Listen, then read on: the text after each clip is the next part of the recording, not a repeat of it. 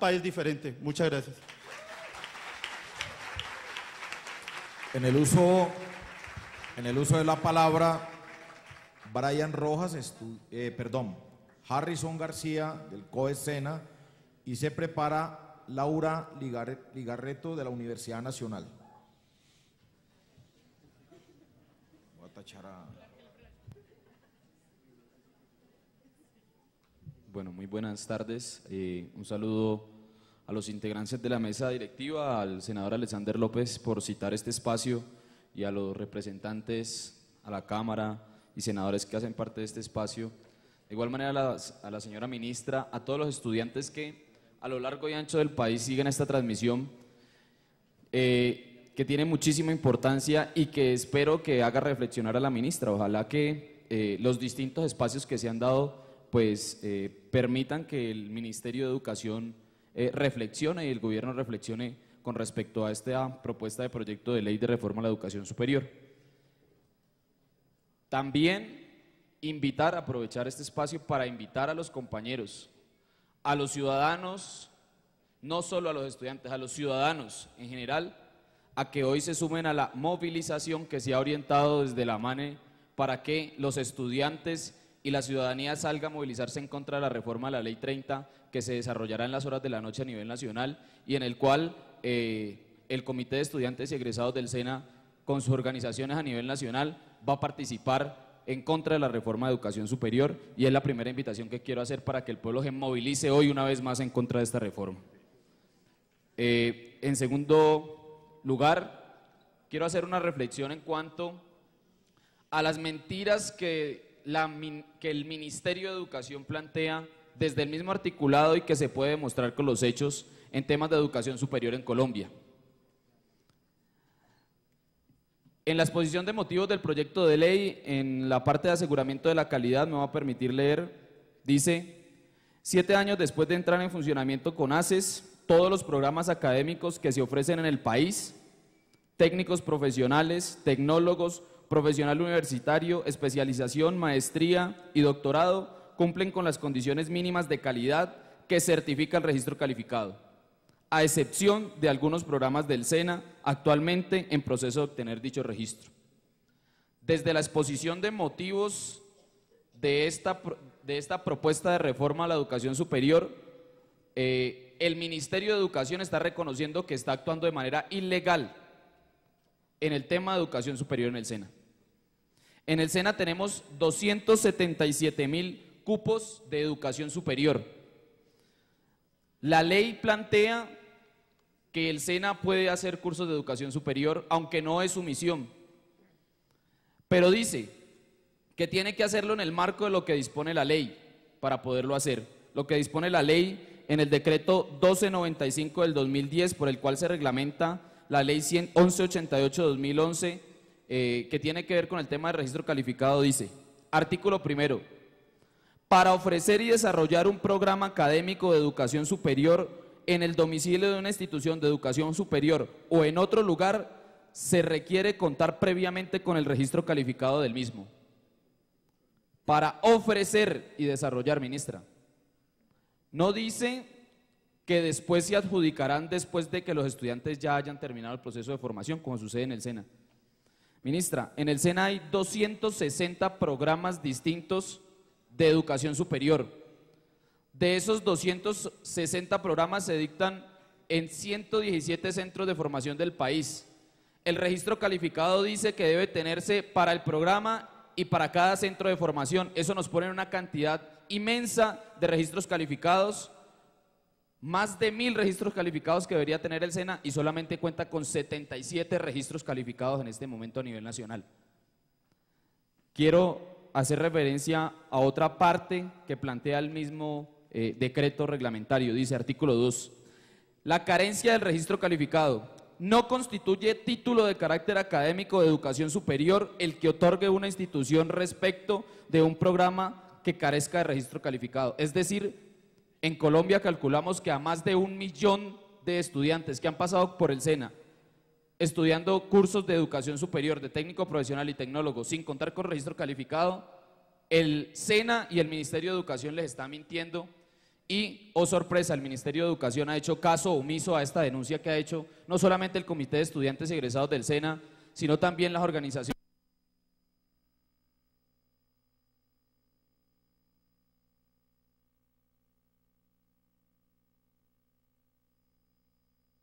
La primera parte de lo que ya, esto es el experimento de lo que se pretende hacer con la educación superior en Colombia, y es las metas por encima de todo, incluso, ministra, por las mismas leyes que ustedes proponen. Las metas por encima incluso de las leyes que ustedes proponen. Yo termino con dos planteamientos. Si seguimos el caso del SENA, podemos decirle claramente, ministra, qué va a pasar en Colombia con la educación superior para alcanzar las metas. Y es exactamente lo mismo que le está pasando al SENA. Reducir la duración de los cursos de formación que en el SENA han sido reducidos hasta en un 50%, primero. Segundo, virtualizar la formación, entonces le quitan los instructores o los profesores a los estudiantes y les dicen que de manera autónoma lo puede hacer solo porque Google lo sabe todo. Tercero, aumentar el número de estudiantes por curso de formación. Y ahí tiene la fórmula, y es la fórmula que nos están planteando en esta reforma educativa. ¿Dónde queda el sacrificio? Fundamentalmente en la calidad, así se obtienen las metas. Por último, yo quiero hacer una última pregunta, y es, yo quisiera saber dónde estudian los hijos de los autores de este proyecto de ley. Les garantizo que no estudian ni en el SENA ni en las universidades públicas de Colombia. Muchísimas gracias, compañeros.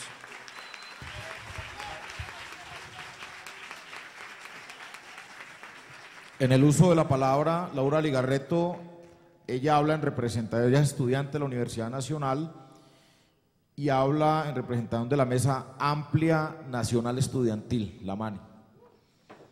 Se prepara en el uso de la palabra David Cañas, de la Universidad Distrital, también hace parte de la Mesa Amplia Estudiantil. Buenas tardes para todos los asistentes, para todas las personas que en estos momentos están viendo la audiencia pública en sus casas, en las universidades. Lo primero que queremos aclarar es que las próximas 3 intervenciones, la de Brian, al igual que las que hemos presentado en las diferentes audiencias públicas, son intervenciones conjuntas orientadas por las definiciones de la Mesa Amplia Nacional Estudiantil, que es en estos momentos el referente de unidad más grande que tenemos los estudiantes universitarios, el referente de unidad que hoy está promoviendo el paro en 31 de las 32 universidades públicas colombianas, el cese de actividades ocasionalmente en universidades privadas y que hoy tiene al gobierno nacional con la educación como primer punto en el debate. ¿Qué habría pasado si nosotros no hubiésemos entrado en paro?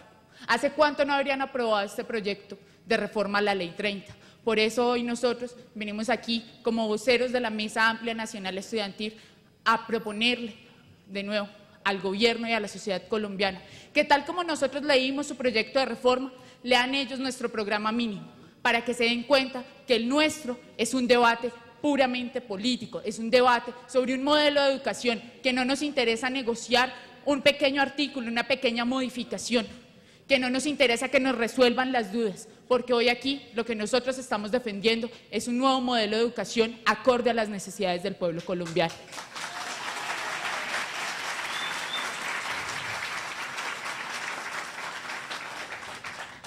Lo segundo que queríamos aclarar antes de iniciar con la presentación del programa mínimo es que esta intervención es en memoria de los compañeros y las compañeras a las que las fuerzas policiales, militares y paramilitares silenciaron, desplazaron, asesinaron. Un pequeño homenaje porque sus luchas, ideales, su vida, el brillo perdido de sus ojos no será en vano. Y ese es nuestro compromiso con ellos, con los estudiantes que vienen y con Colombia entera. Hoy estamos decididos, más que nunca, a construir una universidad diferente, una universidad del tamaño de nuestros sueños.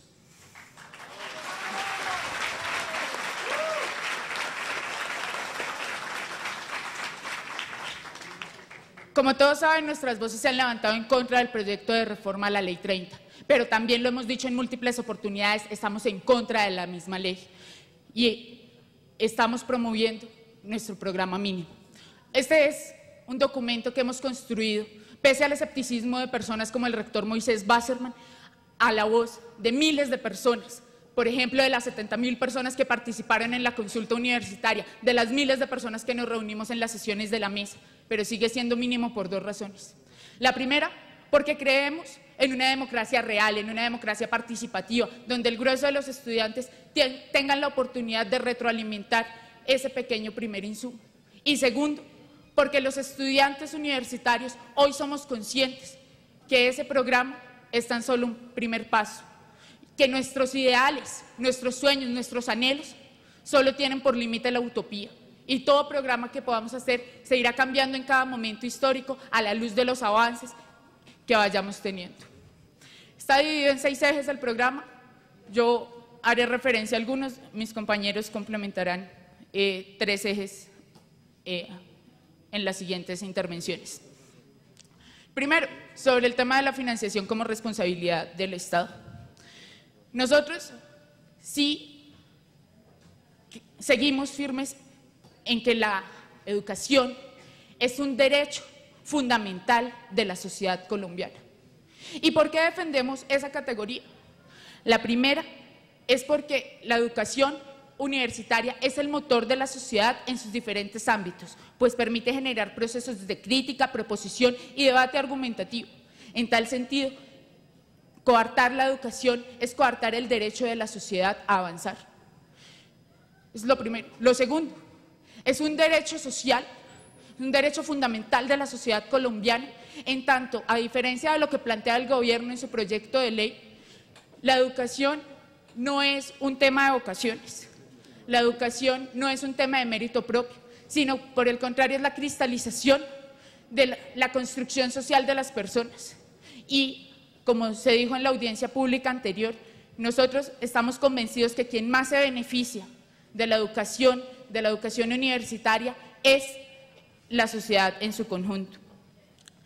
Creemos nosotros fundamental que el aumento de los recursos estatales a la base presupuestal de las universidades permita no solo cubrir las deudas de la educación, del gobierno, con la educación en la implementación de 19 años de la Ley 30, sino que además genere sistemas de bienestar que sean acordes a 3 perspectivas. La primera, que garantice la permanencia de los estudiantes. Yo le quiero agradecer a las directivas de las diferentes universidades, pero es que bienestar no es fiesta. Bienestar no es simplemente que nos pongan una tarima o un sonido y nos inviten a un concierto. El bienestar que nosotros exigimos hoy son las verdaderas garantías para que los estudiantes no tengamos que trabajar al mismo tiempo que estudiamos, no tengamos que padecer hambre en nuestras universidades. El bienestar que nosotros buscamos es el bienestar que nos permita desarrollarnos de forma integral. Pero al mismo tiempo nosotros no solamente hablamos de bienestar para los estudiantes, hablamos de bienestar para los trabajadores y para los profesores. No podemos seguir permitiendo que los trabajadores, que los profesores carezcan de sistemas de bienestar, carezcan de condiciones óptimas para su contratación, para su trabajo, que les hayan quitado todas las reivindicaciones de tipo laboral, salarial, inclusive sindical. Y esa es también la pelea que nosotros damos hoy, la pelea por toda la universidad. Hemos escuchado muchas veces que nos han tratado de idealistas, de personas utópicas que no tienen una propuesta concreta sobre cómo financiar toda la universidad que queremos. Miren, me parece fundamental por lo menos decirles que tenemos 3 propuestas. La primera es la eliminación de las exenciones tributarias a las multinacionales y el incremento progresivo de la participación estatal en la explotación de recursos naturales, en particular las de tipo minero energético, porque este tipo de extensiones, en el 2009, por ejemplo, de haber sido suspendidas o eliminadas, le habrían dejado al Estado colombiano más de 7.5 billones de pesos, lo que equivale al 1.4% del Producto Interno Bruto. Imagínense una educación que pueda contemplar anualmente más de 8 billones de pesos. Si es posible, solamente necesitamos su voluntad. Lo segundo, que se reduzca el presupuesto destinado tanto a la guerra como a la deuda pública, es decir, que se elimine la regla fiscal porque no garantiza nuestro verdadero derecho a la educación. Y el tercer elemento que nosotros proponemos es el cese inmediato y retroceso de los procesos de privatización de las empresas de servicios públicos, pues parte de las utilidades de estas empresas deberán destinarse al financiamiento de las universidades públicas. Un ejemplo, aunque ya casi no podremos decirlo, es el de la empresa de telecomunicaciones de Bogotá. Hoy en día, la Universidad Distrital se financia en parte por las ganancias de la ETB. Si todas las empresas de servicios públicos fuesen completamente estatales y de sus ganancias pudiésemos destinar recursos para las universidades, créanme, compañeros, que no estaríamos aquí en el debate, o el argumento del gobierno no sería el falso debate de la cobertura, porque habríamos alcanzado hace mucho tiempo la universalización de la educación superior, que no es, ni más faltaba, algo en lo que estemos encontrados. Solamente que nosotros exigimos que para ampliar cobertura nos den las garantías verdaderas. Porque no queremos, como decía el compañero del CEN, simplemente poner más puestos en los auditorios o en los salones. Creemos que es fundamental dotar de infraestructura a nuestras universidades para poder hablar de universalización. Creemos que es necesario crear centros de práctica, tener profesores en la cantidad necesaria para poder hablar de todo este tipo de cosas. El último eje al que me voy a referir es la defensa de la autonomía y la democracia universitaria. Muchas personas se han referido en las diferentes audiencias públicas al tema de la autonomía académica. Nosotros acompañamos todos estos argumentos. Nosotros reivindicamos efectivamente nuestros claustros universitarios como elemento de transformación de la sociedad, como escenarios que nos permiten debatir de forma autónoma. Pero adicionalmente, los estudiantes universitarios hoy creemos que no va a haber garantías de la autonomía universitaria si no tenemos también democracia al interior de las universidades. Por tanto, proponemos de entrada que se transformen los cuerpos de gobierno de las universidades, que podamos hacer valer lo que históricamente hemos referenciado como el cogobierno universitario, donde los trabajadores, los estudiantes, los profesores podamos definir, primero, cuáles son las políticas académicas e investigativas y de extensión de nuestras universidades. Segundo, cuáles son las prioridades del gasto. Y tercero, cómo desarrollamos toda una serie de garantías para que el desarrollo de la vida universitaria vaya más allá de las clases, para que podamos desarrollar la vida universitaria tomando tinto en las cafeterías, en espacios de socialización, en espacios de discusión, al interior de diferentes escenarios que son construidos por nosotros. Por tanto, esa es la investigación esa es la autonomía que nosotros exigimos, la que está ligada a la democracia, no la que está ligada a la falsa idea que nos han querido vender en muchas oportunidades de la autonomía como autofinanciación. Compañeros, los dejo con el compañero David.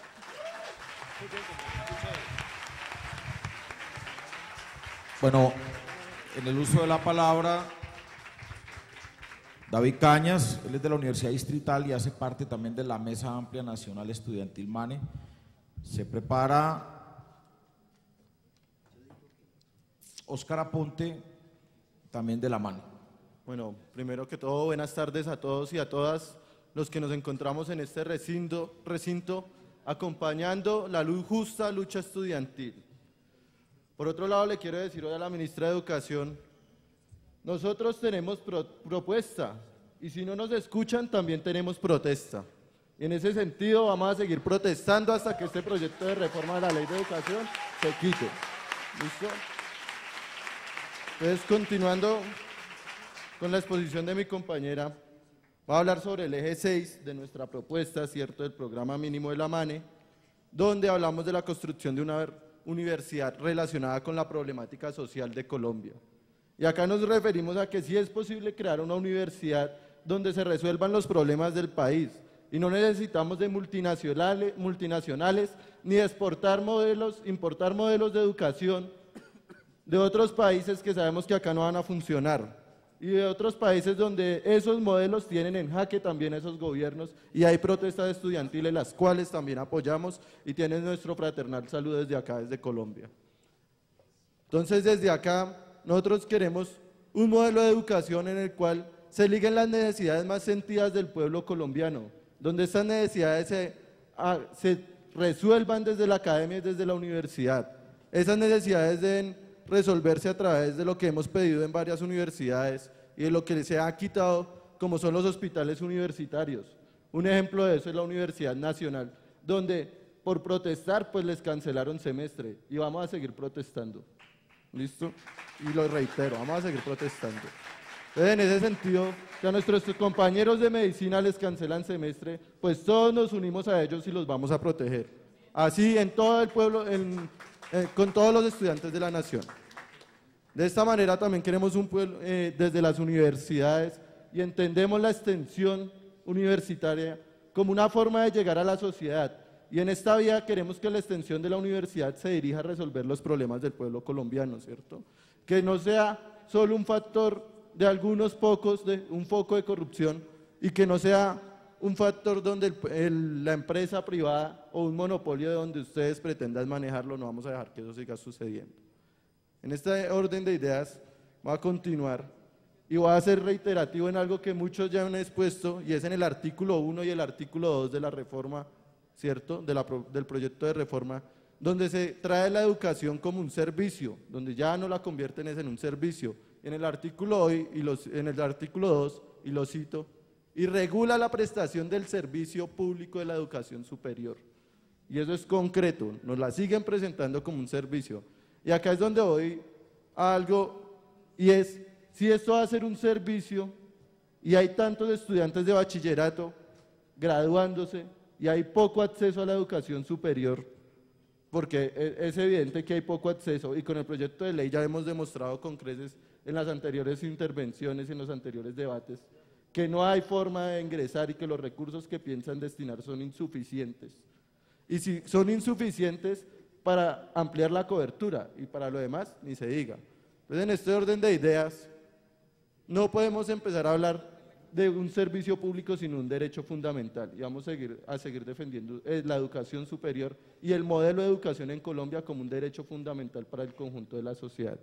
Entonces, de esta manera aquí quiero exponer un dato que saqué ya de su página de internet del ministerio, donde habla que al 2010 había 1.587.928 estudiantes matriculados en la educación superior, contemplando los cursos técnicos, tecnológicos y de pregrado. Desde ahí, entonces, tenemos en cuenta que de ese número de estudiantes habían 300.015 estudiantes con créditos del ICETEX. Y acá queremos ser claros, el crédito del ICETEX no es un beneficio en ningún momento. Eso es un mal que nos están haciendo a todos, y es endeudarnos de por vida, porque como lo han reclamado los estudiantes de universidades privadas, cuando se gradúan tienen que pagar intereses del 12 al 14%. Y siendo el modelo chileno un modelo fracasado, allá se pagaba máximo el 6%, entonces ni se diga lo que va a suceder acá en Colombia. Entonces, ni se diga lo que va a suceder acá. Desde acá salen graduados los estudiantes con unas deudas entre 32 y 20 millones de pesos. Y si hacemos la cuota, teniendo en cuenta que no nos vayan a cobrar los intereses, ¿no? Tenemos que esas cuotas que nos va a tocar pagar mensual son de 888.888 pesos aproximadamente, o en el mejor de los casos de 555.555 pesos. Y en su página también encontramos, y un minuto más, que de acuerdo a las cifras que ustedes tienen, un técnico profesional egresado, ¿cierto?, se puede llegar a ganar máximo 825.000 pesos. Y entonces la pregunta es, si esos son los costos de las cuotas, ¿con qué vamos a pagar y de qué vamos a vivir? Y es que nosotros también tenemos familias y también tenemos otras necesidades que atender, no solo pagarle créditos al ICETEX. Y ahí pongo el caso universitario, que sería uno de los egresados de pregrado. Se pueden llegar a ganar máximo 1.196.270, cifras tomadas de su página. Y entonces con estas cuotas y con los intereses que nos van a generar, porque hay que dejar claro que ese 0% de interés no es para todo el mundo, sino para los que tengan unos excelentes resultados en los exámenes de estado y para que sean de Sisbén 1 y 2. Entonces esto no es para todo el mundo como nos lo quieren vender, esto es para unos pocos. Entonces acá, pues ya me piden tiempo, quiero reivindicar también la lucha de los docentes, de los trabajadores de las universidades y agradecer por su apoyo en las que nos han apoyado, ¿cierto? Y quiero también aclarar que las comunidades afro, campesinos e indígenas también se sienten sentidas y se han unido a nuestra lucha por varias causas, entre ellas estas comunidades no se les hizo una consulta previa de los temas, de estos temas, y como es este un tema susceptible que afecta sus raíces y sus culturas, digámoslo de esta manera. Entonces, vamos a apoyarnos en ellos y vamos a compartir la lucha con ellos. Pues por último quería dejar una inquietud, y es que nos explique, ¿cierto?, cómo van a reducir, porque leyendo por dentro de los datos que ustedes tienen, la deserción de la universidad y de los programas de las instituciones de educación superior, si ya se ha demostrado, uno, que mayor financiación no tiene que ver con la deserción estudiantil, ¿cierto? Y segundo, que estos recursos son insuficientes. Entonces empieza a explicarnos cómo se va a mejorar la calidad desde estos sentidos. Gracias.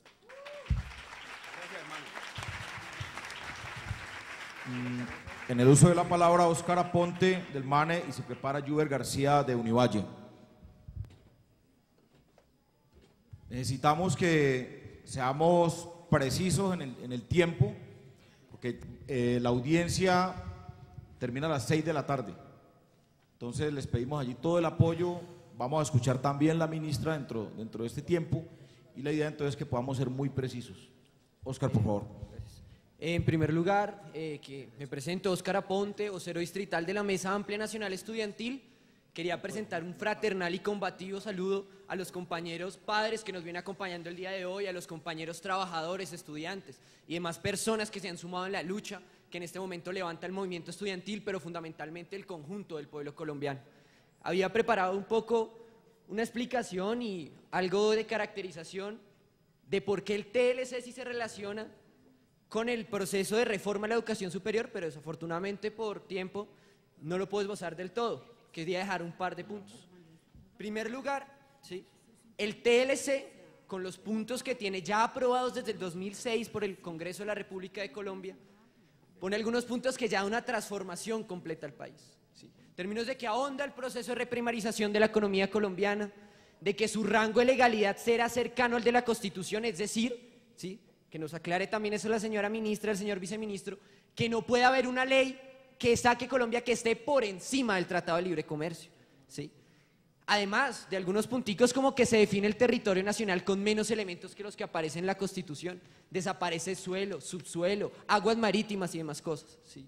Por un lado, y por otro lado, de que claramente en el capítulo 11 del Tratado de Libre Comercio, cuando se habla de comercio de servicios transfronterizos, entra la educación como un servicio, que creo que es una de las cosas que ya hemos explicado claramente profesores, estudiantes y trabajadores, y además ya están aprobadas las instituciones de educación superior con ánimo de lucro, y ya están aprobada la entrada de las grandes transnacionales de la educación que vendrán a quebrar la educación que viene desarrollando Colombia.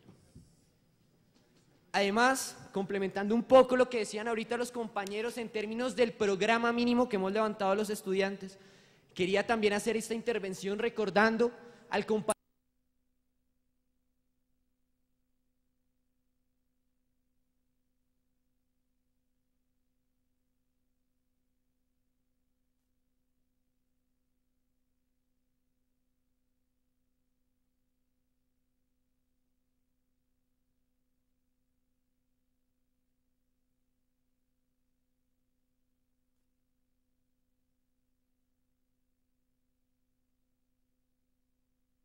fueron brutalmente golpeados por el Escuadrón Móvil Antidisturbios. Pues yo le digo esto no solamente a la ministra y al viceministro, sino al conjunto del pueblo colombiano.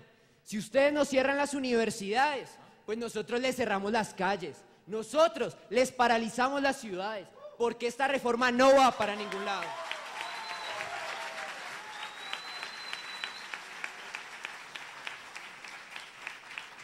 Precisamente, he escuchado bastante en las interlocuciones que ha hecho la ministra con los medios que está preocupada por el paro, ¿sí? Yo le diría, si está preocupada por el paro, pues asústese por lo que viene, porque en este momento vienen miles de compañeros de las universidades públicas de Bogotá, de las universidades privadas y demás instituciones de educación superior acá. Viene la Universidad Pedagógica Tecnológica de Colombia a marchar desde Tunja, la Universidad Tecnológica de Pereira ya marcha desde Pereira hacia Bogotá, hacia la gran marcha del 10 de noviembre. El 10 de noviembre, compañeros, ¿sí?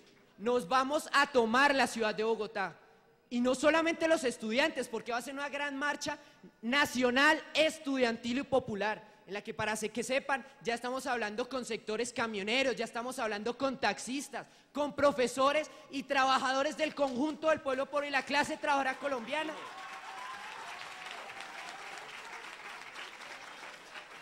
Que van a estar con nosotros en ese día paralizando la ciudad.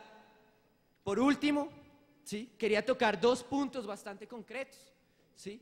La ministra en repetidas ocasiones nos ha citado a que negociemos, a que nos sentemos a mirar, ¿sí? En primer lugar, nosotros no negociamos el derecho a la educación como punto fundamental. Segundo lugar, eso no está en nuestras manos. Nosotros les decimos claramente, ¿quieren sentarse con nosotros a que creemos ese mecanismo de construcción de una propuesta alternativa de educación? La tienen fácil, retiren el proyecto que está ahorita en trámite legislativo en el Congreso de la República.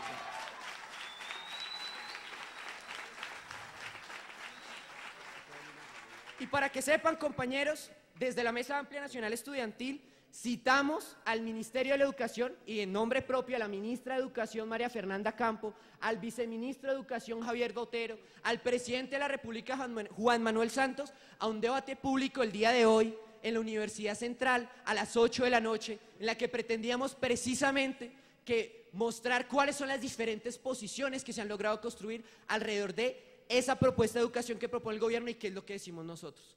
Pues hemos sabido, y no por boca del ministerio, sino precisamente a través de la universidad, que la ministra no va a asistir porque no están los medios logísticos para asistir. Nosotros le preguntamos, si el Estado no tiene los medios logísticos para garantizar esos espacios, entonces ¿quién los va a tener? No los vamos a tener los estudiantes. Por eso reiteramos nuestra posición de no negociación hasta que se retire el proyecto y vamos a seguir invitando al Ministerio de Educación y a la Presidencia de la República a esos espacios amplios de debate de cara al pueblo colombiano, a ver quién es el que tiene cosas que esconder, a ver quién es el que no tiene los argumentos claros en la defensa de la educación en Colombia como un derecho. Muchísimas gracias, compañeros. En el uso de la palabra, Yuber García de Univalle. Le solicito que, estricto en el tiempo, Yuber García, se prepara el representante de la Cámara, Wilson Arias. Quiero, antes de todo, enviar un saludo fraterno a mis compañeros y compañeras del sistema de regionalización de la Universidad del Valle, que en este momento se encuentran conectados viendo la audiencia pública y este debate sobre la reforma a la educación superior, a mis compañeros de las sedes regionales que hoy nos mantenemos en pie de lucha por defensa de nuestra educación pública y gratuita. Para ellos un saludo fraterno, un saludo para la mesa principal, especialmente al congresista Alexander, quien amablemente nos abre este espacio para que hagamos una mirada también de la reforma a la educación superior desde la provincia, desde nuestros espacios microsociales, porque hay algo muy claro y es que cuando hablamos de Universidad Nacional, cuando hablamos de Universidad del Valle, nuestra mente se dirige automáticamente a las capitales y a las ciudades principales. Quiero decirles, señoras y señores, compañeros y compañeras, que la Universidad del Valle, además, es un dato que quiero reiterar, histórico para la señora ministra de Educación, quien en la audiencia pasada manifestó que las sedes regionales apenas se estaban creando. Yo, no con orgullo, sino con ahínco puedo decir que cumplimos el pasado mes de septiembre 25 años de labores académicas en todo el departamento del Valle del Cauca. Y si no lo sabían, pues les quiero recordar que la Universidad del Valle tiene 8 sedes en el departamento del Valle del Cauca y hemos traspolado los límites geográficos del departamento y tenemos asentada una sede de nuestra universidad en el norte del departamento del Cauca, pese a las condiciones de seguridad y de orden público que hoy cuenta ese departamento, específicamente en Santander de Quilichao. Han sido 25 años de ardua labor, de ardua tarea, de ardua lucha, que entre otras cosas, en el año 2010, el Ministerio de Educación Nacional abrió una convocatoria para ampliar cobertura, que entre otras cosas, la única universidad que recibe ese reto es la Universidad del Valle. Son 1.542 cupos que se dirigieron directamente al sistema de regionalización. Y aquí sí quiero entrar a discutir algo sobre el tema de la cobertura y de la calidad académica. A nosotros no nos sirve que cuando nos hablen de cobertura nos amplíen nuestras aulas, nos llenen los salones de puestos, ni mucho menos que digan que nos van a dar más cupos para que los estudiantes ingresen a la universidad, porque quedó comprobado con la ampliación de cobertura de la Universidad del Valle que casi el 50% de esos estudiantes que ingresaron por cobertura hoy han desertado. Y les voy a decir por qué, señores, porque hasta apenas esa convocatoria se acepta en el 2010 y hasta apenas en marzo del presente año se recibe por parte del Ministerio de Educación Nacional 2.120 millones aproximadamente de más de 9.236 millones que había comprometido el Ministerio con la Universidad del Valle. Hasta el momento solamente se han recibido 2.120 millones, señora ministra. ¿Qué pasó con los 7.116 millones restantes? Preguntaría yo. Allí no estaría entonces la respuesta a la deserción universitaria, allí no estaría entonces la respuesta a que esos estudiantes no hayan tenido las garantías suficientes para permanecer al interior de la universidad, porque es que a mí no me sirve que me amplíen cobertura si no me van a garantizar la permanencia de los estudiantes al interior de la universidad. Hay algo muy cierto también frente al tema de la calidad académica y que está muy amarrado con el tema de la ampliación de cobertura.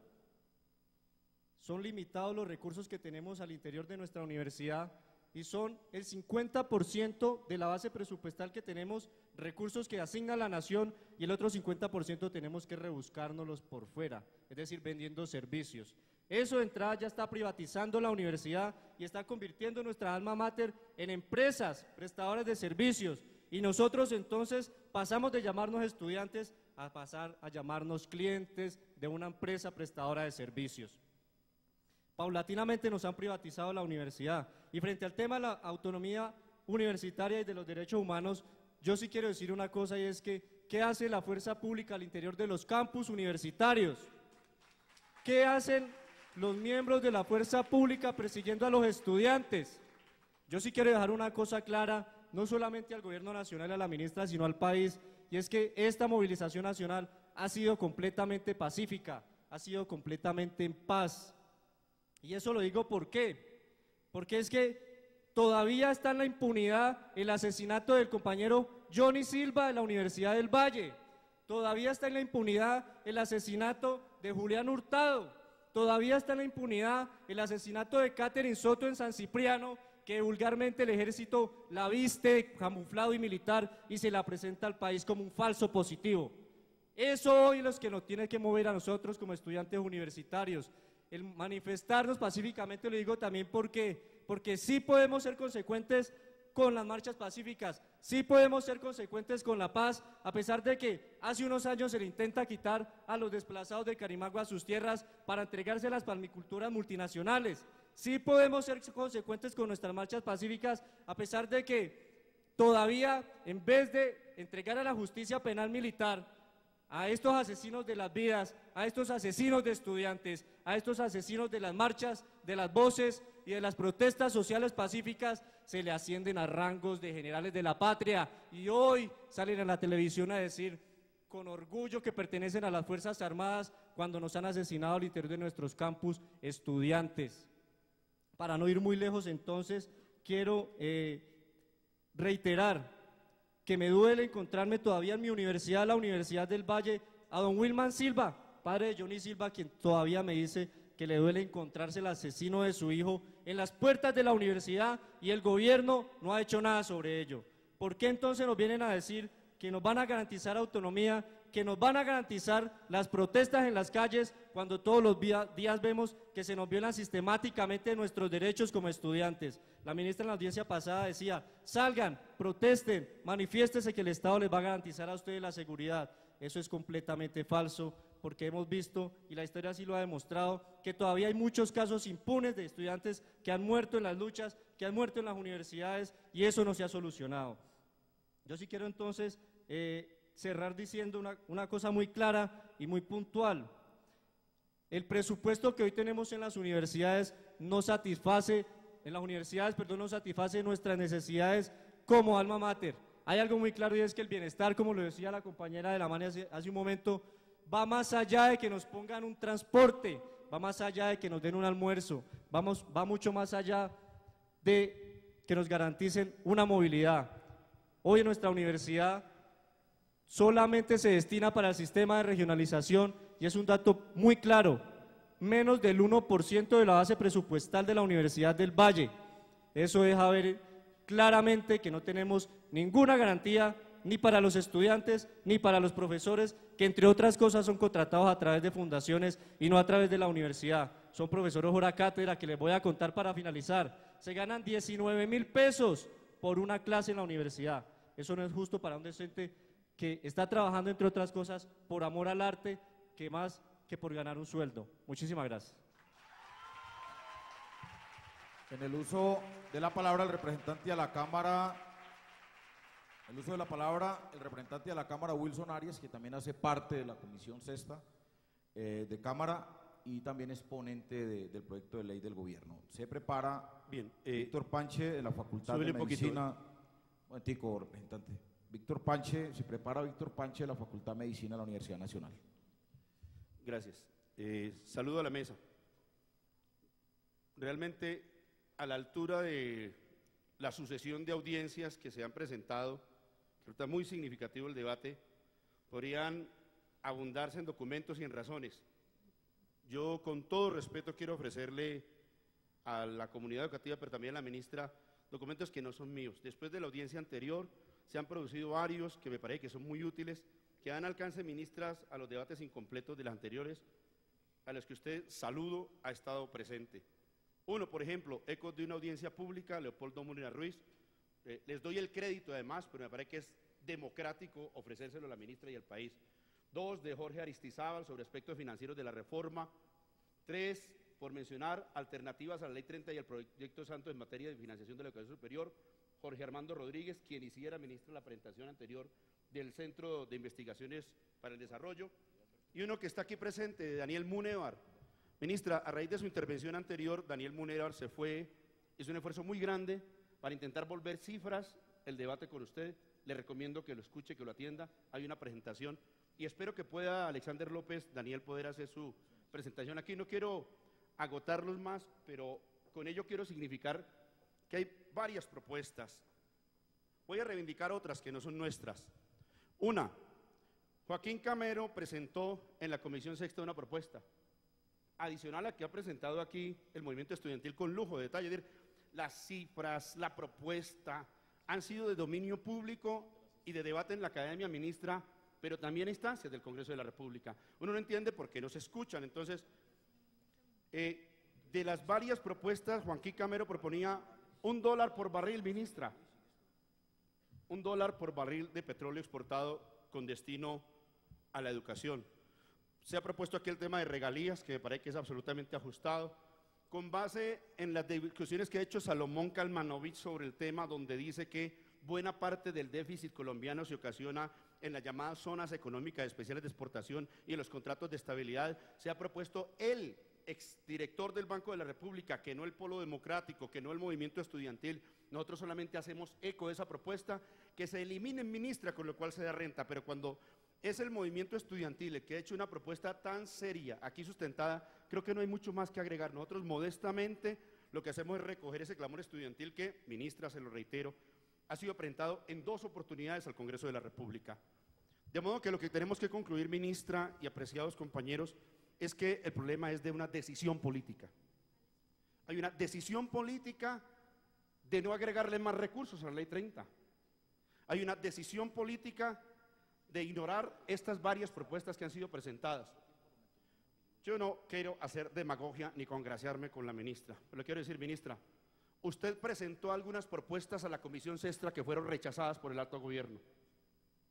Y lo fueron porque hay una decisión política del alto gobierno que me permito ilustrar de manera más detenida. Le agrego solamente una propuesta. Nosotros, cuando se vino la ola invernal, propusimos dentro de la mini reforma tributaria que se dedujera el 10% de las ganancias del sector financiero, 11 billones de pesos, y que proporcionalmente se dedicaran en esa época al tema de la ola invernal. Pues bien, como ya fue sorteado y no solamente no se atendió nuestra propuesta, sino que se nombró como zar de la reconstrucción a un representante de los linces del sector financiero, un hombre comprometido además con la quiebra y defraudación en épocas anteriores del Banco de Colombia, el doctor Jorge Londoño Saldarriaga. Proponemos entonces nuevamente, ministra, que obre como propuesta para este tema, porque usted ha preguntado por recursos y lo que estamos demostrando es que hay varias propuestas para el tema de recursos. Sin embargo, quiero explicar que hay otra decisión política contraria a este espíritu.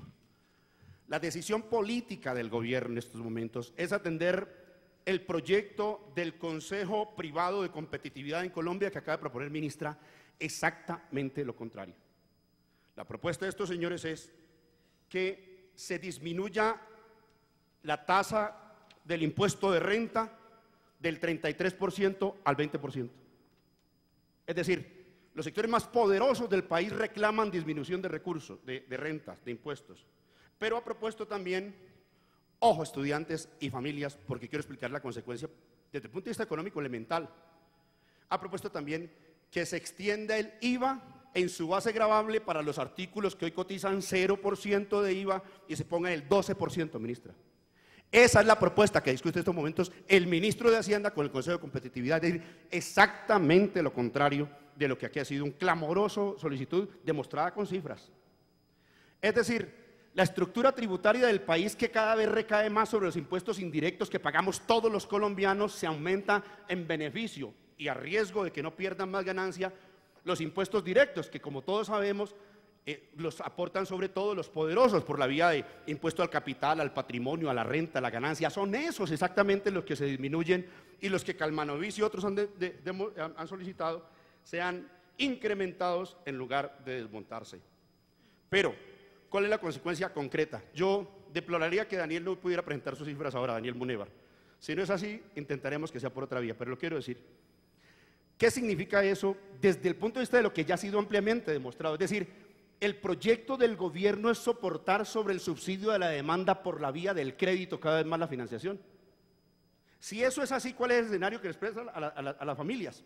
Daniel Munévar demuestra que van a comprometer entre el 17 y el 40% del ingreso esperado de los estudiantes, porque entre otras cosas, ya lo habían dicho varias veces, en Chile, solo lo repito a guisa de ejemplificación de lo que estamos discutiendo aquí, en Chile el monto de la deuda supera en el 180% del ingreso esperado cada año del estudiante. Es decir, aquí vamos a estar igual o peor que en Chile. Y esto lo dicen las cifras, no especulaciones, ministra. Yo quiero invitar, por eso lo he hecho con todo respeto y ofreciendo documentos en un debate que espera sea racional. Es decir, ministra, pongámonos en un punto de igualdad donde el gobierno ofrezca sus documentos a la crítica. Y yo no estoy diciendo que sea la verdad revelada lo que ha dicho Daniel Munévar o el profesor Leopoldo Múnera o Rodríguez. Estoy diciendo, hay documentos que están puestos sobre la mesa, ministra, que deben ser escuchados, leídos con toda atención para que la controversia no quede en un campo estéril. Yo estoy de acuerdo con lo que aquí se ha dicho. Estoy presentando razones. No es necesario mentir, inventarse, sacar cartas debajo de la manga para tratar de resolver un asunto tan acucioso y que ministra está comprometiendo de manera tan importante la suerte de los colombianos. Se supone, ministra, que si la forma de financiación del subsidio de la demanda es por la vía del crédito, lo que hay que indicar es cuál es el flujo esperado de los recursos de unos y otros.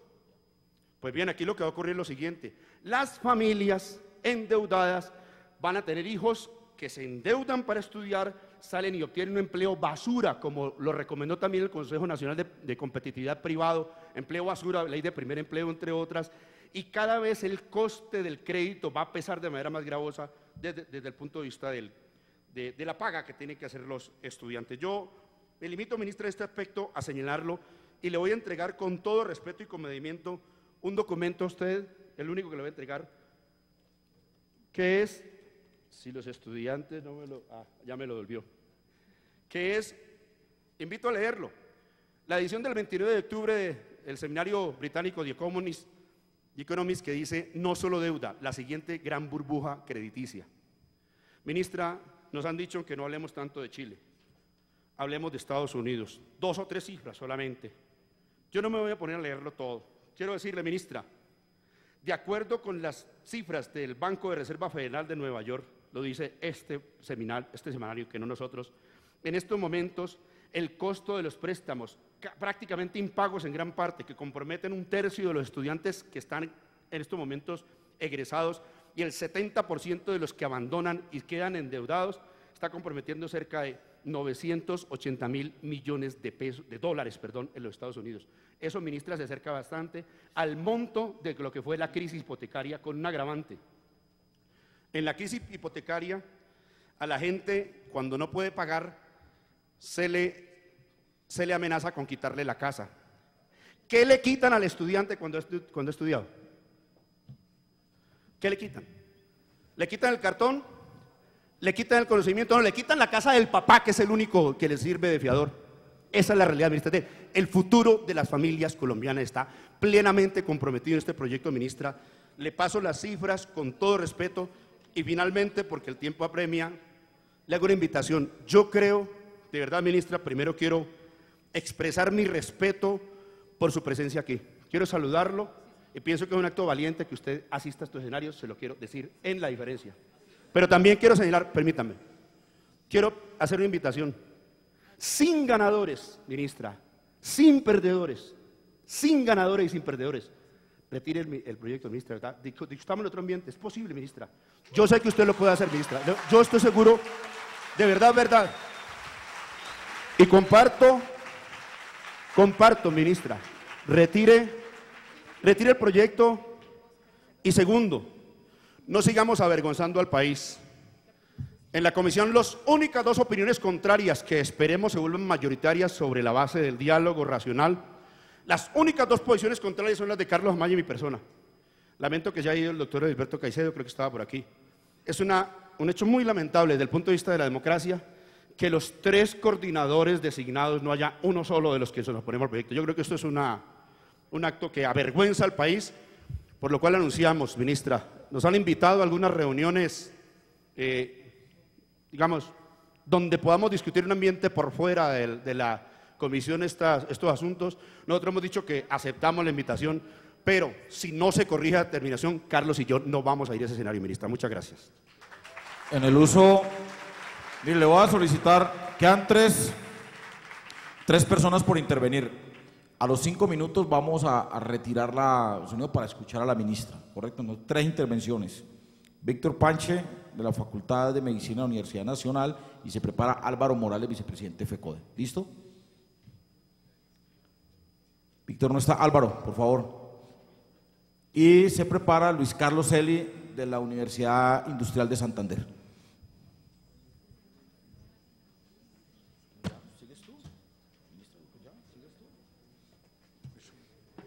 Bueno, muy buenas tardes para todos, muy buenas tardes, especialmente para agradecer la invitación de Alexander López a esta audiencia. En nombre de la Federación Colombiana de Educadores FECODE y del Comité Nacional por la Defensa de la Educación como Derecho, quiero señalar hoy aquí que hemos leído el texto de la reforma de la educación superior y que encontramos, ministra, que es un proyecto coherente. Es coherente con la política neoliberal que han venido impulsando en los últimos tiempos. Es coherente con la llamada revolución educativa de Uribe. Y quiero aquí, porque todos han abundado sobre el contenido y los efectos para la educación superior, pero muy poco se ha referido a qué tiene que ver con el resto de la educación. Entonces, con el resto de la educación tiene una unión muy importante. Miren esto, ¿qué diferencia hay entre lo que el Plan Nacional de Desarrollo trae para el preescolar, que lo mete ahora en una cosa que llaman la atención integral a la primera infancia, AIPI, y la educación la tratan como un componente más del AIPI, y se lo entregan a lo que llaman la alianza público-privada? ¿Qué diferencia hay entre esa alianza público-privada y las llamadas universidades mixtas que plantea el proyecto? Es exactamente lo mismo, es la entrega de la educación y de los recursos del Estado al sector privado. Lo mismo que sucede con los colegios en concesión, que a pesar de los esfuerzos que hizo el Ministerio en tratar de demostrarnos en el pasado proceso de concertación de que es mínimo, el propio Ministerio regido por Cecilia María Vélez en el gobierno anterior, en su informe del año pasado, señala que creció del 2002 al 2010 entre el 2% hasta el 12% de los recursos de educación, lo de la privatización, es decir, colegios entregados, colegios construidos por el Estado y entregados en concesión a los particulares, y colegios del Estado entregados por vía del decreto 2355 y la ley 1294 a los particulares. Entonces, allí no hay mayores diferencias, sino es una cosa coherente, es una línea que va seguida desde el preescolar, pasando por educación primaria y media, hasta la educación superior. Entonces, esto lo quiero hacer notar para señalar que es toda una línea, es toda una propuesta de un modelo, de ahí que haya tanta dificultad en la aceptación de la propuesta de que se retire el proyecto.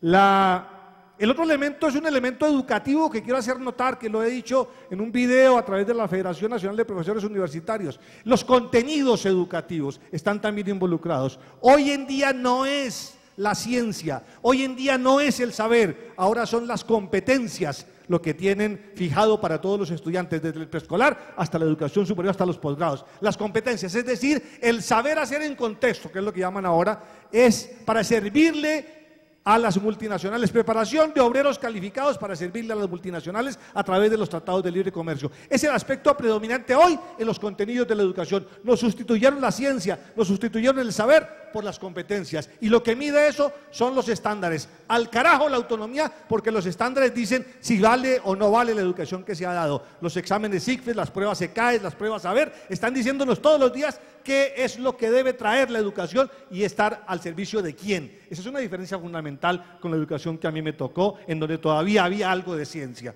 Entonces, también ojo a eso, no es solamente el tema de las cifras, no es solamente el tema de la autonomía, es el tema del contenido educativo cada vez más al servicio de los intereses multinacionales, cada vez más al servicio de los intereses extranjeros y en contra de los intereses de la nación.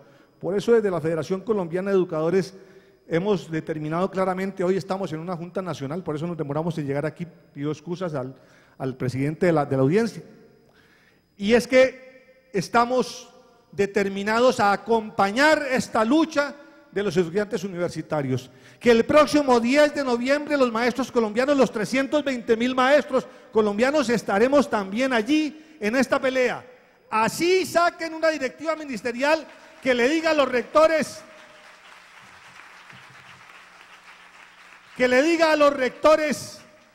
que tomen nota de qué maestros se van para la marcha para después sancionarlos. No nos importa que nos vayan a sancionar porque siempre lo hacen. Y queremos decirle, maestra, que hay unas cuentas pendientes allí. Hicimos un proceso de concertación desde mayo, lo terminamos finales de mayo, 5 meses, y la gran mayoría de esas cosas están sin acabar, sin concretar. Todavía están por ahí volando los proyectos de decreto, los proyectos de resolución sin concretar. Y la Comisión Nacional para la concertación de un proyecto de estatuto único docente que acabe con los padecimientos de los maestros del 1278, que hoy hay aquí una comisión que se vino espontáneamente a hacer defender sus derechos. Esa comisión no se ha logrado instalar, todavía no se ha presionado para que la Cámara, ojalá Wilson, presionemos para que la Cámara designe sus representantes y esa comisión comience a discutir el proyecto del gobierno, que es mantener el 1278, acabar con los derechos de los maestros en estabilidad y en ascenso, en movilidad, en el ascenso, en el escalafón, y el proyecto de los maestros colombianos a través de FECODE, que es acabar con el 1278 y extender la dignidad de la profesión para todos los maestros colombianos. Eso forma parte también de lo que vamos a enfrentarle a la reforma del gobierno, la propuesta y la reforma unificada que vamos a hacer de la educación entre los estudiantes universitarios y los maestros colombianos y el pueblo colombiano, pero una educación que esté realmente al servicio del pueblo, de la nación colombiana y no de las multinacionales, y una educación que responda por los intereses y los contenidos científicos que requiere este país para el desarrollo. Eso es, y por eso acompañamos el programa mínimo de los estudiantes colombianos y el propósito, los objetivos que hacemos nuestros, los objetivos de pedirle al gobierno que retire la reforma de la educación superior, que propicie y permita los espacios democráticos para la discusión de un proyecto concertado y que acabe con la represión y con la persecución al movimiento estudiantil, magisterial y popular. Mil gracias. Bueno, muchas gracias. En el uso de la palabra, Luis Carlos Eli, él es estudiante de la Universidad Industrial de Santander, y se prepara la señora ministra de Educación para que presente también la posición del gobierno. Quiero advertir que posterior a la ministra, por efectos del tiempo, tenemos transmisión en directo hasta las 6 de la tarde, pero para efectos de tener las conclusiones de la audiencia, entonces vamos a alargar un poquito la audiencia posterior a la transmisión en directo, vamos a seguir media hora más grabando. Allí vamos a tener la participación del profesor Munevar, que quiere pues presentarnos también su estudio. Esta audiencia después se retransmite nuevamente por el canal Congreso y por el canal institucional, completa con todas las conclusiones, así que yo aspiro que después de que termine la ministra no se vayan a retirar del recinto para poder llegar a las conclusiones y terminar con otras 2 intervenciones que hacen falta. Entonces, Luis Carlos Celi, de la Universidad Industrial de Santander. Bueno, muchísimas gracias por la invitación.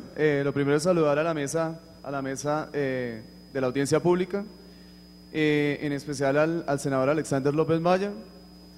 Lamentablemente, la ponencia que yo tengo preparada la tengo que dividir en 2, y no por ser la última, es la menos importante. Una parte va a darse en la cuestión de hacer unas denuncias públicas por atropellos de la fuerza, y en este caso de la policía, frente a los estudiantes de la Universidad Industrial de Santander en los últimos 20 días desde que entramos a paro nacional universitario, y la siguiente sí será una reflexión sobre la reforma a la Ley 30.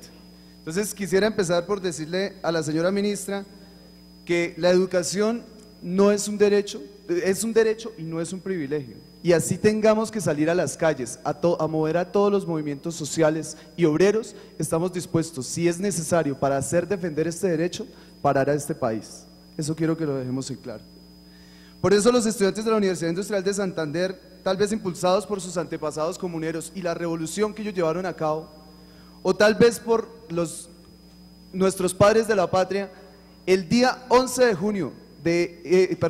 octubre de este año decidimos parar la sede central, la Facultad de Salud y todas las sedes regionales, y nos encontramos en paro nacional universitario. Quisiera agregar en la parte de las denuncias que desde hace varios meses en la Universidad Industrial de Santander se ha llevado a cabo una intimidación sistemática por parte de la fuerza pública y por parte de la administración central.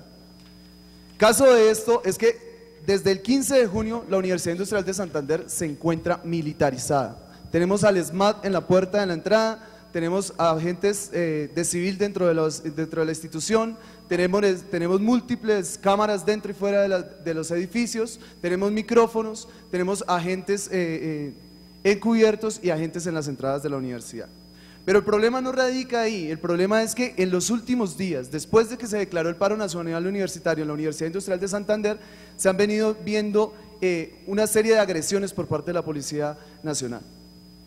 Quiero empezar por un hecho que sucedió el 18 de octubre, donde cerca de 200 estudiantes de la universidad estaban acampando en el interior de su campus universitario, y de un momento a otro, a las 8 de la noche, la fuerza pública aumentó considerablemente en la entrada de la universidad.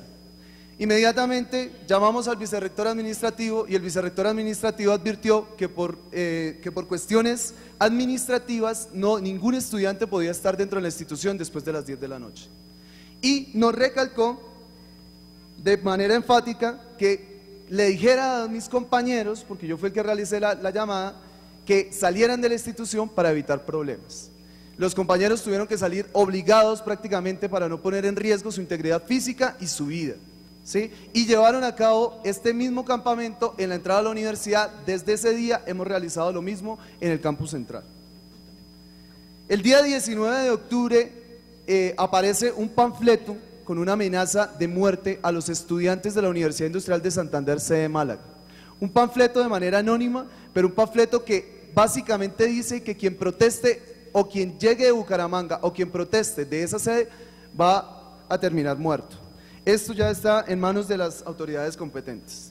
Otra denuncia que quiero hacer es que el día 20 de octubre la Facultad de Salud, que no queda en el mismo campus central, sus estudiantes decidieron llevar a cabo un campamento en el interior. Cerca de 60 estudiantes, entre ellos 50 mujeres, llevaron a cabo un campamento en el campus universitario de la facultad. Más o menos a las 10 de la noche se hizo un acercamiento por parte del vicerrector administrativo, la decana de la facultad y uno de los profesores, en este caso el profesor que representa a los profesores del consejo académico. Ellos prácticamente amenazaron a los estudiantes que si no salían iban a tener problemas. Sin embargo, la resistencia de estos compañeros llevó a cabo el cumplimiento de ese campamento, pero solo hasta una determinada hora. Una determinada hora que fue a las 2:30 de la mañana, cuando el defensor del pueblo se acercó al campus universitario y trató de disolver el campamento. Mientras tanto, el grupo, el escuadrón antidisturbios, el SMAT, ingresó por las diferentes entradas, algunas que son solo de carácter administrativo, y sacó a los compañeros, agrediéndolos verbalmente, rompiéndoles sus celulares, rompiendo algunas cosas de la universidad y rompiendo las carpas en las cuales ellos estaban acampando. Para continuar, el día 26 de octubre, en marco de una marcha que se llevó a nivel nacional, cerca de 6.000 estudiantes de la Universidad Industrial de Santander, junto con profesores, administrativos, empleados y algunos padres de familia, salimos a las calles de Bucaramanga a decirle no a la reforma a la Ley 30. Pero, desde el momento en el que el alcalde nos dijo que no podíamos marchar, vimos un aumento sustancial en la cantidad de personas que habían, de la cantidad de policías que habían en la entrada a la universidad. Prácticamente multiplicaron por 5 o por 6 la cantidad de policías. Eso generó, a la altura de la mitad de la marcha, que se rompiera la marcha, que tuviéramos problemas de orden público que generaron 2 policías heridos, 6 estudiantes heridos de gravedad que fueron dirigidos al Hospital Universitario de Santander, 21 estudiantes arrestados, de los cuales ninguno fue judicializado, 45 estudiantes lesionados con múltiples agresiones. Yo pediría, para terminar, el 27 de octubre, una marcha de alrededor de 50 personas, de 50 estudiantes de la Universidad Cooperativa de Colombia, una universidad privada que funciona en Bucaramanga, se acercó desde su universidad hasta la Universidad Industrial de Santander. Pero en el momento que quisieron ingresar a un acto cultural, en marco de la reforma a la Ley 30, de la protesta a la reforma a la Ley 30, lo que sucedió fue que el SMAT los agredió junto con un grupo de profesores, de padres de familia que querían ingresar a este acto cultural. Debido a los anteriores hechos, queremos rechazar los actos de violencia, intimidación, estigmatización, hostigamiento y represión por parte de los organismos policivos y militares, no solo frente a los estudiantes de la Universidad Industrial de Santander, sino frente a los estudiantes colombianos que protestan en contra de la reforma a la Ley 30. Solicitamos a las comisiones de derechos humanos nacionales e internacionales y departamentales, al Ministerio de Defensa, al Congreso de la República y al mismo Gobierno Nacional, genere las garantías políticas para la libre deliberación y discusión de este proyecto de reforma a la educación superior, garantizando el respeto a los espacios de discusión planteados por los estudiantes. Responsabilizamos al Gobierno Nacional, en cabeza del señor Juan Manuel Santos, al ministro de Defensa, Juan Carlos Pinzón, y a la ministra de Educación, María Fernanda Ocampo, igual que a la Policía Nacional, de cualquier violación de derechos humanos, agresión o muerte de los estudiantes colombianos o extranjeros que realizan el paro nacional universitario. Listo. Yo creo que hasta ahí es suficiente, ¿no? Creo que nos ayudes el tiempo. No. Ese es el acuerdo, tenemos en eso, yo creo que hasta ahí nos ayudas. Si quiere, termina ahora después de las 6, continuamos con mucho gusto, sin ningún inconveniente. Señora ministra de Educación, el uso de la palabra, a ministra le cede un minuto al presidente de la Comisión Sexta, al doctor Edilberto Caicedo, el presidente de la Comisión Sexta de Cámara de Representantes. Sonido. Gracias, ministra. Va a ser muy breve. Un afectuoso saludo para los estudiantes. Yo soy egresado de la Universidad Distrital. Si no hubiera ido a la universidad pública, no estaría aquí. Dios me dio la oportunidad de ir a la universidad pública. Y con eso quiero decirles que hay una premisa clara, y es que nosotros en la Comisión Sexta tenemos un escenario natural, constitucional, para hacer el debate. El proyecto de ley lo presenta el gobierno, le corresponde constitucional y legalmente al gobierno decidir si lo retira o no lo retira, y a nosotros, legal y constitucionalmente, nos corresponde darle debate, o enterrarlo o aprobarlo. Lo que les quiero decir a ustedes es que en la Comisión Sexta de la Cámara de Representantes, saludando por supuesto a mis compañeros de comisión, al representante Wilson y al representante Carlos, que la Comisión Sexta es el escenario natural del debate. Invitamos hoy oficialmente a varios de los estudiantes que representan las organizaciones estudiantiles a que el próximo martes en sesión formal vayan a la Comisión Sexta con todas las garantías y expongan sus posiciones frente a la reforma, por qué no la respaldan, por qué consideran que hay que retirarla, etcétera, para que el Congreso en pleno, en la Cámara, en la Comisión Sexta, pueda recibir las apreciaciones de los estudiantes. Creo que es un derecho absoluto que tienen ustedes y por lo tanto nosotros comenzamos este debate ayer nombrando ponentes y la próxima semana escuchando a los estudiantes como abrebocas al debate en la Comisión Sexta de la Cámara. Muchas gracias y muy amable. Listo, la señora ministra de Educación en el uso de la palabra.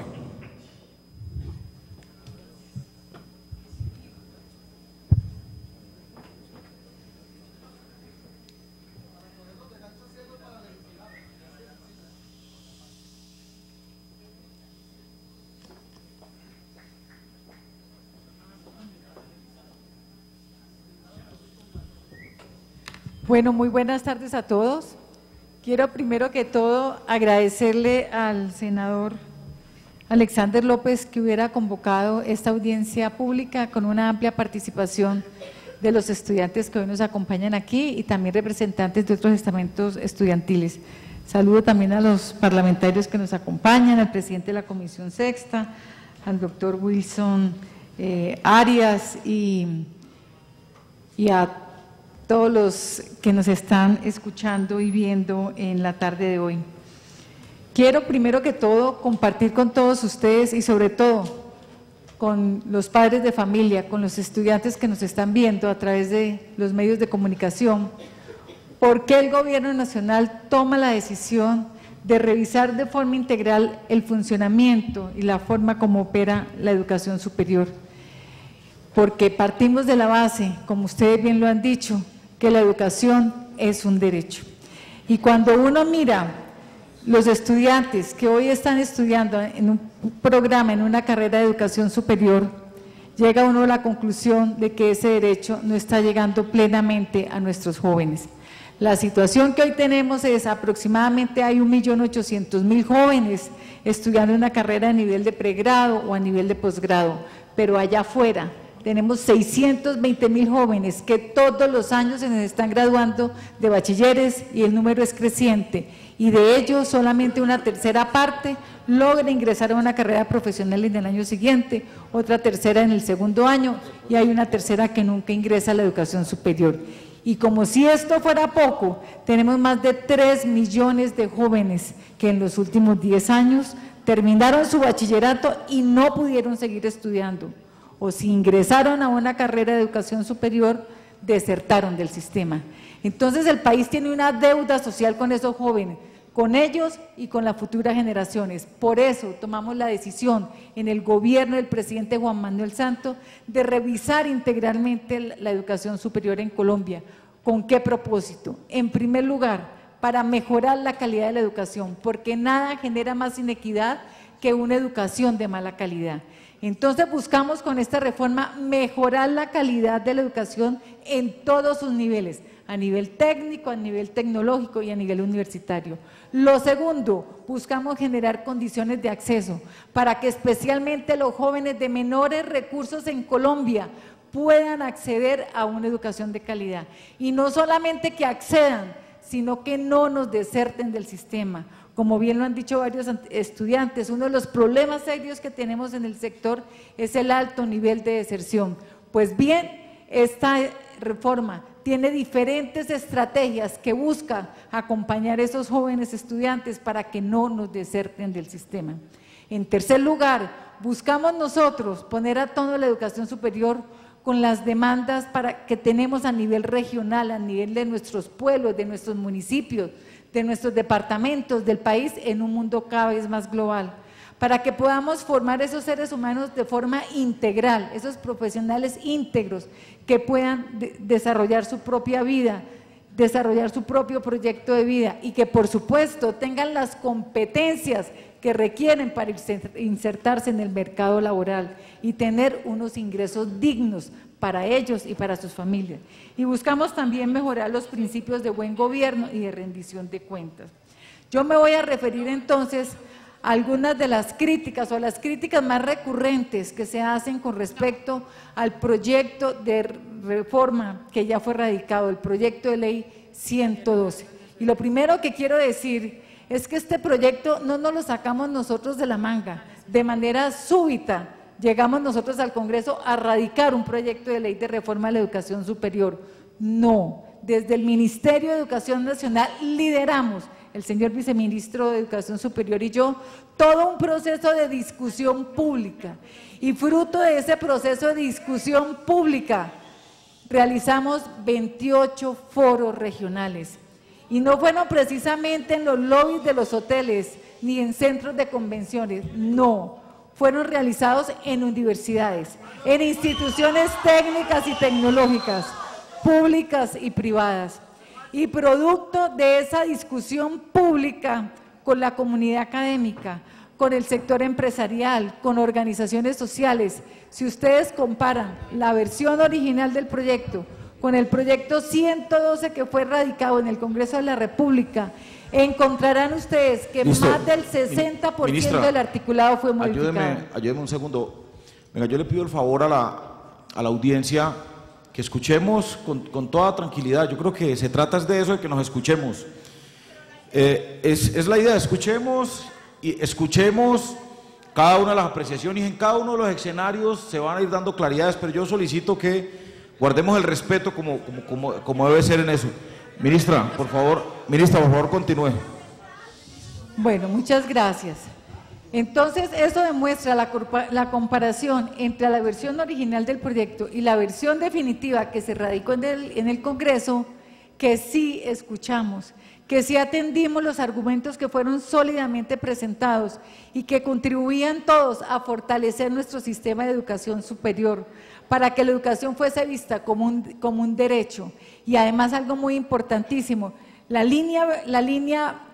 columna vertebral de este proyecto tiene por sobre todo como principio la inclusión social, la equidad. Para ello entonces, ¿qué busca el proyecto? Fortalecer la educación pública en Colombia. ¿Y de qué forma se fortalece? Con más recursos de origen público. De acuerdo con el proyecto, a nuestras universidades e instituciones públicas les llegará en los próximos 10 años 35 billones de pesos. Y de esos 35, 6 billones de pesos, un poco más, son recursos frescos. ¿Y qué vamos a hacer o qué deberían hacer o para qué son esos recursos en nuestras instituciones públicas? Pues en primer lugar, para que puedan mejorar la calidad de la educación. En segundo lugar, para que puedan ampliar la cobertura y algo muy importante, privilegiando la regionalización. El estudiante que viene de Univalle decía, aquí en el Valle del Cauca hay varios municipios donde el Valle la Univalle tiene presencia, maravilloso, eso es lo que queremos, que ese no sea solamente el privilegio del Valle del Cauca, sino que sea el privilegio de Guainía, de Putumayo, del Meta, de la Amazonía, de Nariño y de todos los departamentos. Entonces esos recursos frescos que les van a llegar a las universidades y a las instituciones públicas buscan ampliar cobertura, pero por sobre todo buscando que la educación superior llegue a los sitios más recónditos y apartados de nuestro país, donde esos jóvenes allá no han tenido opción de ingresar a un programa o a una carrera de educación superior. Se dice entonces que queremos mercantilizar la educación, que queremos privatizar la educación. Quiero decirles y reiterar nuevamente que el componente del articulado inicial que preveía la posibilidad de que llegara inversión con ánimo de lucro a cofinanciar el sector fue excluido del proyecto de ley que fue radicado, el proyecto 112. En segundo lugar, hay más recursos de origen público para la educación superior. ¿Cómo entonces se afirma que se va a privatizar? Si estamos inyectándole más recursos públicos a nuestras universidades públicas.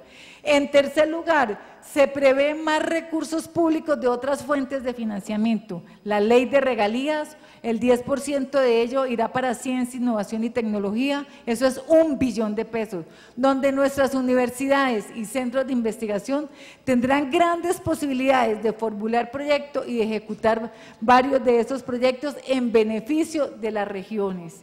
En cuarto lugar, se establece que se pueda cofinanciar la educación superior con proyectos específicos por parte de las entidades territoriales sin que ello haga base.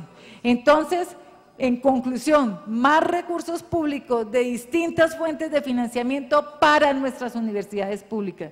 Entonces, mal se hace al decir que lo que se busca es la mercantilización y la privatización. Otro de los temas que ha sido aquí ampliamente debatido es el crédito del ICETEX. Pues bien, a través de este proyecto se crea algo muy importante para precisamente apoyar a los jóvenes de menores recursos de nuestro país. En el proyecto de ley se establece por ley de la República, ya no por la decisión del gobierno de turno, que la tasa de interés real para los créditos del ICETEX es igual a 0. Se establece la beca crédito. ¿Ello qué quiere decir? Que los créditos, el valor del crédito podrá ser condonado total o parcialmente dependiendo de los resultados de las pruebas de Saber Pro. Igualmente ya el gobierno